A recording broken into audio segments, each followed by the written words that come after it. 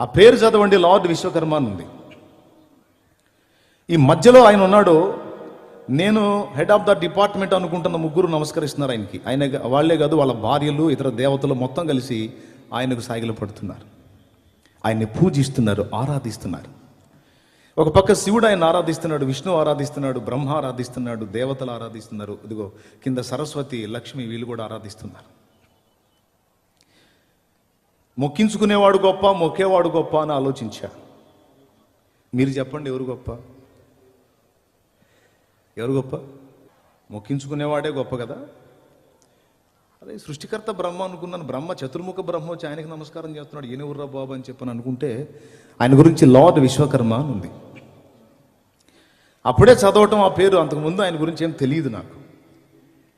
వీళ్ళందరూ దేవతలంతా కలిసి ఆయనకి మొక్కుతున్నారంటే బహుశా ఇతడు పెద్ద దేవుడు అయి ఉంటాడు, ఇతను మెయిన్ అయి ఉంటాడు.